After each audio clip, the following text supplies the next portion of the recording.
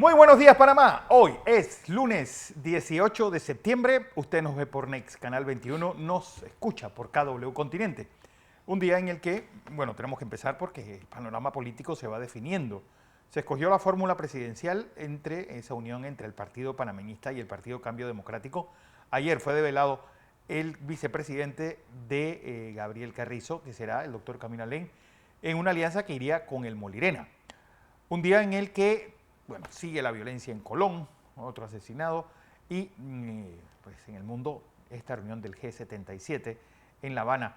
Todo también en una jornada que debemos empezar, bueno, felicitando a don Luis H. Moreno, que hoy recibirá ese merecido galardón por parte del Tribunal Electoral, y lamentando el fallecimiento de ese gran caricaturista que fue Fernando Peña Morán, tocayo, a quien, pues, a sus familiares y deudos le enviamos nuestro más sentido pésame. Don José. Buenos días, Fernando. Buenos días. Buenos días a toda nuestra audiencia que nos sigue hoy, lunes 18 de septiembre del 2023, en KW Continente Radio, Canal 21 Next TV. Fernando, me uno a sus palabras, nuestro recuerdo eterno a Peña Morán, arquitecto, caricaturista, escritor. Es de esas personas cuya capacidad de síntesis, poder ponernos en algunos trazos y en algunos escritos su pensamiento con claridad. Eso es digno de admiración y respeto. Pero como todos los hombres, todas las cosas del mundo, Fernando, se los olvidan. Cuando uno los olvida es cuando mueren. Mientras permanezca, y va a permanecer por mucho tiempo, exacto, porque cómo nos hace falta hombres de esa naturaleza. De esa gente. Bien, yo quisiera comenzar dándole una noticia peligrosa y una noticia buena. Una noticia peligrosa que no veo en los medios hoy es que ayer, fin de semana, las autoridades de Fronteras, la Policía de Fronteras, junto con el Ministerio de Ambiente, capturaron en el Tuira, aguas arriba, a un grupo de fascinerosos en las que habían 4 colombianos y un panameño que fueron detenidos mientras ejercían la minería ilegal en el área de Alto del Tuira. Venían en camino porque estaba lloviendo y es complicado. La gente cuando habla de allá, Sierra Frontera, no tiene la menor idea de lo que significa eso. ¿Por qué esa noticia tiene importancia? Por la captura de los colombianos.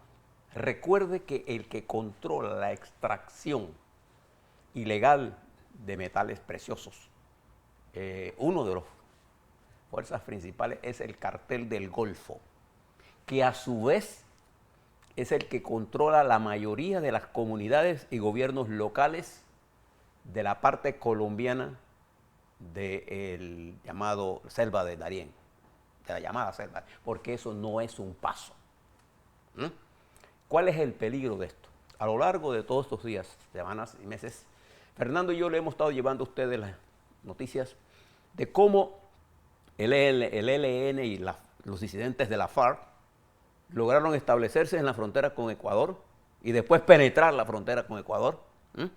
Y le hemos narrado cómo esa penetración de los carteles y cómo las decisiones que tomó el presidente Correa de liberar el sistema migratorio, Fernando, y la inscripción para aceptar gente en la Policía Nacional, que logró que ciudadanos de origen colombiano pertenecientes a estos carteles, porque ¿qué es el ELN y qué es esta fracción de FARC? Son carteles de droga. Entonces ellos lograron capturar territorios, poner hombres, controlar la minería ilegal, fíjese lo que le estoy diciendo, y además de eso entonces introducir el narcotráfico como parte de los elementos en territorios que controlando cárceles al estilo del Tren de Aragua, y controlando la elaboración de la pasta de cocaína. Eso pasó en Ecuador, eso es lo que tiene Ecuador en jaque mate con todo este control, que ellos incluso impulsaron por la vía de el nacionalismo, propusieron la expulsión de la base de Manta, precisamente donde hay ahora un puerto que es fundamentalmente puerto de embarco de drogas. Cuando usted estudia Perú, la minería ilegal, que sí usa precursores químicos contaminantes, ahora la encontramos en Alto del Tuira. Y es por eso que ellos impulsan esta ola de migración descontrolada, para descontroladamente entonces ellos desarrollar políticas controladas para tener territorio, procesar sus acciones ilegales, como es la minería, como es el paso, como es el transporte de la droga y querer aprovecharse de nuestra posición geográfica y nuestra posición como centro bancario. Ojo con esta noticia que se dio por parte del Senado, que es una operación exitosa. Senafront. Fenafront, que es una operación exitosa y que constituye para mí una de las principales alarmas por la cual nosotros debemos tener una clara política en esa área. Esa es la primera cosa. La segunda cosa que le quiero decir es porque ahora quiero narrarle las cosas que están pasando en el mundo tan cambiante, que a semanas, Fernando, encontramos hitos que marchan a una velocidad gigantesca. El segundo hecho que le quiero señalar es que, de acuerdo a las cifras que conocemos, el índice de precios al consumidor de la República de Panamá anualizado, es decir, llevado hasta diciembre del 23, es de 2,2%. Y solo veo en una columnita de un octavo de, ¿cómo se llama, Fernando? Cuando yo he visto que esto es un octavo, ¿no? Sí. Un octavo de la página central del periódico La Prensa. Pero ahí no aparece en ningún periódico. ¿Por qué esto es importante? Bueno, uno de los fenómenos que está produciendo el mundo en este momento es la inflación, que con el aumento del precio del petróleo, los derivados, que no es necesariamente que tengan una correlación directa, pero tienen un nivel de relación, los derivados del petróleo han aumentado de precio. Y lo que es la inflación básica se mantiene al alza, que obligó al Banco Central Europeo a incrementar las tasas y que podemos esperar que el Banco Federal de los Estados Unidos haga lo propio, lo que significa un incremento de tasas de intereses, particularmente para los bienes de consumo, de bienes y raíces. Es decir, el alquiler de casas y el pago de las mensualidades y de las líneas de crédito que tengan ustedes, un aumento. Estos son elementos importantes porque Panamá mantiene la inflación quizás una de las más bajas del mundo. Esto téngalo en consideración para las noticias que le vamos a dar en el día de hoy, porque vamos a ver cómo esto se está desarrollando. Y le digo, por ejemplo, que aquí hay uno de los grandes manejadores de cadenas de Bitcoin, de dinero cibernético. Pasaba y tenía sus operaciones de Panamá. Sí. Y ahora le estamos dando en Panamá seguimiento a este tema. Igual, por ejemplo, que en la República China, ahora hay detenidos en el manejo de la gestión de activos de Evergrande en el área de Xizang. Un señor de apellido Du ha sido detenido junto con otro grupo acusados de haber manipulado esto. ¿Qué es Evergrande? Recuerde, uno de los grandes gigantes, uno de los tantos gigantes de la industria de bienes y raíces de China, que está hasta declarado en quiebra. Y una de las causantes, porque entre la construcción y el desarrollo de los bienes y raíces eran responsables del 35% del crecimiento de la República Popular China, que se ha visto aguantado.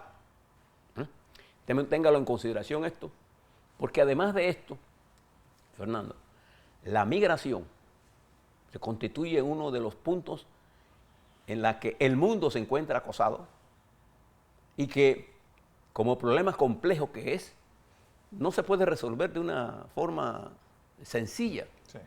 Mire lo que está pasando en África, con todo esto que usted vio de Marruecos, lo que está viendo en Libia, donde miles de personas murieron, pero miles quedaron duramente afectadas, perdieron todo. Esto es en Libia. Decenas de miles murieron también en Marruecos. La guerra de Sudán y todos los conflictos del Sahara están haciendo ¿qué? Produciendo ¿qué cosa, Fernando? Migración ¿hacia dónde? Hacia Europa. Y el mar Mediterráneo se ha convertido en el mar de la muerte. Sí. Y particularmente retando a uno de los gobiernos, como el gobierno de Italia, la primera ministra, junto con la presidenta del de la Unión Europea, Ursula von der Leyen, estuvieron el fin de semana viendo este tema. Y en la isla de Lampedusa, ellas, la primera ministra Meloni y Ursula, propusieron el establecimiento de un patrullaje conjunto de Europa en el área del Mediterráneo. Fíjese lo que están haciendo. ¿Por qué? Porque es incontenible la avalancha de miles de personas. Y nosotros aquí en Panamá tenemos esa avalancha de gente que está entrando por la selva del Darién, que no es un paso, pero que ahora el cartel de Golfo dice que ellos no tienen nada que ver, que ellos son ayudantes, que ellos lo que quieren es salvaguardar. Y fíjense dónde están la gente esta. ¿De dónde vienen? Vienen de Venezuela, de Colombia, de Ecuador, y se concentran en puntos cercanos donde controla la población. ¿Quién? El cartel. Entonces meten esa gente y detrás de ellos viene crimen organizado, viene crimen en los propios carteles que intentan controlar territorio nacional. Ojo, a una velocidad grandísima. Esto fue lo que pasó en Ecuador, Fernando. Sí. Ecuador, una economía dolarizada, y de Panamá vienen en busca de la infraestructura financiera y de comunicación extraordinariamente buena que tiene la República de Panamá. ¿Qué debemos hacer nosotros frente a todas esas cosas? Actuar con prudencia, con inteligencia, y actuar mancomunadamente y hablar entre los dirigentes políticos de estos temas. Eso no significa que hay que hablar de alianzas políticas, electorales, no. Ya las alianzas electorales tienen un camino. Ahora le hablo sobre eso. Lo que le estoy señalando es lo que está pasando, no solamente aquí, está pasando en Europa, está pasando en la migración de lo que estaba ocurriendo en Siria, lo que está ocurriendo, la represión de Irán, la represión en Afganistán. ¿Qué produce, Fernando? Migraciones aceleradas. En ese marco general es el que nosotros tenemos que ver lo que pasó este fin de semana. Ojalá la gente de Frontera y la Policía Nacional, Fernando, el ministro, nos dé más detalle de la captura. Aquellos que hablan que la policía no está haciendo nada. Bueno, mira, esta es una noticia que dio la policía y no la veo destacada por la importancia que tiene en una estrategia que ya se ha aplicado en otros países. La aplicó Venezuela contra Colombia con el gobierno anterior, el gobierno de Duque. El control, la apertura y cierre de la frontera y la protección de los grupos insurgentes y traficantes en la frontera de Venezuela por los venezolanos, las autoridades, propició una frontera porosa con controles que se hacen desde la cárcel de Venezuela. ¿Con qué protección, Fernando? Sí, legales. Entonces, todo esto me llama la atención porque este fin de semana terminó en Cuba la reunión del grupo de 77 más China. Y escuchaba el lenguaje siempre y el cierre que dio el presidente Díaz-Canel, hablando de la necesidad de democratizar, escuche la palabra que dijo, de democratizar las relaciones internacionales. Y yo le decía a Fernando esta mañana, cuando yo aquí temprano, Fernando. ¿Qué es lo que hay que democratizar primero? Y lo que responde Fernando. Cuba. ¿Cómo tú puedes democratizar las internacionales si tú no democratizas tu país? Y ese sur que aspira y tiene derecho y tiene cosas que resolver, lo tiene que resolver en democracia. Si no lo resuelve en democracia, no lo va a resolver. No lo va a resolver con gobiernos dictatoriales. Y que además, la situación de Cuba es un ejemplo de lo que no se debe hacer. En todo sentido. En todo sentido. Bien, mientras eso está ocurriendo, mira algunas cosas que van a pasar esta semana. Este lunes se abre las reuniones en Nueva York de Naciones Unidas, el debate de la Asamblea General. Primero que los que hemos vivido en Nueva York, por diferentes razones, sabemos lo que significa esta reunión. Taranque en Manhattan, por la movilización de las misiones. Además van presidentes, son 15 días de atascos, de lunes a viernes. Pero atascos de verdad. La gente lo que hace es que deja su carro, se viene en metro y baja la cantidad de gente que está en Manhattan. Porque esto es imposible de transitar con cierres de calle. A pesar de que Nueva York es una ciudad muy bien trazada. Bien, arranca esto. El jueves de esta semana, de acuerdo a las declaraciones del asesor presidencial de seguridad de los Estados Unidos, Pat Sullivan, el presidente Biden estará recibiendo en Washington al presidente Zelensky, que va a Washington. Y va en medio de una ofensiva que se está desarrollando en el sur y el norte por parte de Ucrania, en donde ya han recuperado 7 kilómetros. Dice, bueno, 7 kilómetros cuadrados, esta es las fortificaciones más grandes que hizo Rusia en áreas donde estaba apoderada desde el 14 y otras desde el 22. Rusia ha tenido año y medio en el 22 a esta fase para lo que es el sur, apetrecharlo de minas y de barricadas antitanques, esas barricadas que no permiten el paso de los tanques. Entonces Zelensky impulsa esta iniciativa en el momento en que se mueve para Washington.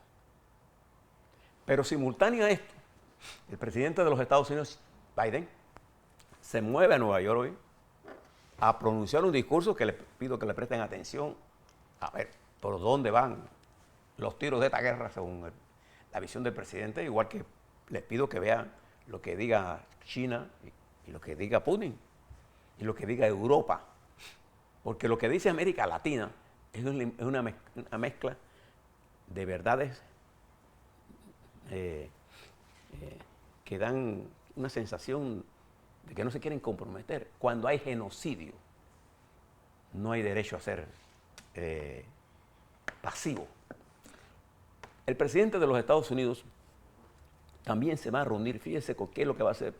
Va a dar un discurso y se va a reunir con el presidente, con el primer ministro de Israel, Benjamín Netanyahu. Se va a reunir con el presidente Lula da Silva de Brasil y que Lula lleva una delegación de trabajadores.